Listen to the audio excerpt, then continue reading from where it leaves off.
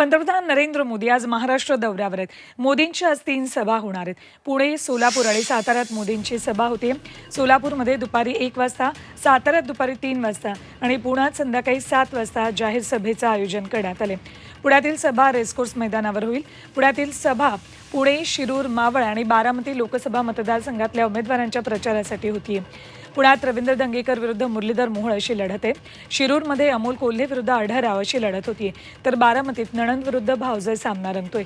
विशेष म्हणजे पुण्यातल्या सभेनंतर आज पंतप्रधान पुण्यातच मुक्काम करणार आहेत.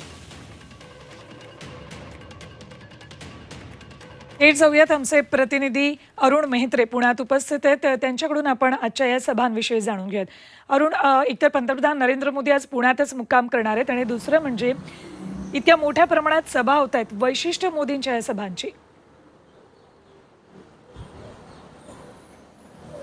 अमृत नोनी गॅस्ट्रिन, अपचन, ऍसिडिटी, गॅस्ट्रबल ह्यापैकी तुम्हाला कुठलाही गॅस्ट्रिक प्रॉब्लेम झाला, उपाय एकच, अमृत नोनी गॅस्ट्रिन.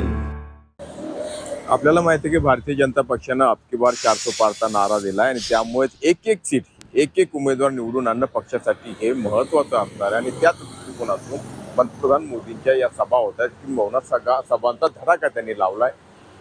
आज दिवसभरामध्ये 3 सभा होत आहेत. एक सोलापूरमध्ये होते, त्यानंतर माढ्यामध्ये होते आणि त्यानं एक साताऱ्यामध्ये होते आणि त्यानंतर पुण्यामध्ये होते. या तिन्ही ठिकाणचा जर विचार केला तर प्रत्येक ठिकाणची निवडणूक, प्रत्येक ठिकाणी ही आव्हानात्मक परिस्थिती भारतीय जनता पक्षासाठी आहे. साताऱ्यामध्ये उदयनराजे भोसले म्हणजे भारतीय जनता पक्षाच्या शेवटच्या यादीत ज्यांना उमेदवारी मिळाली आणि ज्या उदयनराजेंचा गेल्या लोकसभा निवडणुकीमध्ये पराभव झालेला होता, त्या उदयनराजेंना निवडून आणण्यासाठीचं आव्हान भारतीय जनता पक्षासमोर आहे आणि म्हणून मोदींना त्या ठिकाणी मैदानात उतरावं लागलेलं आहे. दुसरीकडे माढा लोकसभा मतदारसंघ देखील बहुचर्चित लोकसभा मतदारसंघ आहे. मोहिते पाटील घराण्यानं त्या ठिकाणी बंड केलंय. ज्यांचं पाठबळ प्रामुख्याने किंवा ज्यांची रसद मोठ्या प्रमाणावरती भारतीय जनता पक्षाला याआधी राहिलेली आणि म्हणूनच गेल्या वेळेच्या निवडणुकीत त्या ठिकाणी भारतीय जनता पक्षाचा उमेदवार निवडून आला होता. यावेळी मात्र तिथनं वेगळं चित्र आपल्याला पाहायला मिळू शकतं आणि म्हणून माढा सातारा असा एकत्रित विचार करून पंतप्रधान मोदी त्या ठिकाणी निवडणूक या सगळ्या मैदानामध्ये उतरलेले आहेत. त्याचवेळी सोलापूरमध्ये राम सातपुते विरुद्ध प्रणिती शिंदे अशी लढत आहे.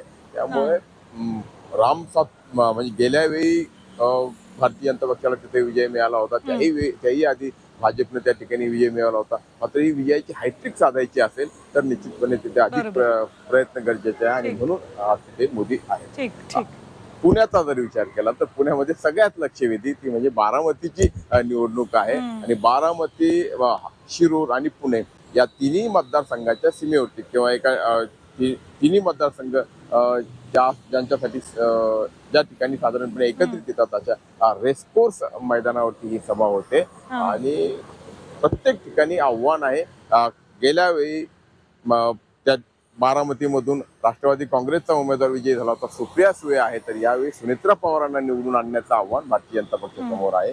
पुण्यामध्ये धंगेकर पॅटर्नच्या विरोधामध्ये मोहळांना निवडून आणण्याचं आव्हान आहे. तर शिरूरमध्ये शिवाजीराव आढळराव पाटलांना जी शिवसेना शिंदे गटाची किंवा शिंदेच्या शिवसेनेचे उमेदवार त्यांना निवडून आणायचं आहे आणि म्हणून या ज्याला म्हणता येईल थोडा संवेदनशील असे सगळे भारतीय जनता पक्षाच्या दृष्टिकोनात असलेले मतदारसंघ त्या ठिकाणी विजयश्री खेचून आणण्यासाठी पंतप्रधानांना हा दौरा करावा लागतोय. त्यांच्या एका मागून एक सभा होत आहे. करून या सगळ्या सभांवर लक्ष ठेवून राहा. तुमच्याकडून अपडेट्स घेत राहू. तुर्तास धन्यवाद संपूर्ण माहितीसाठी.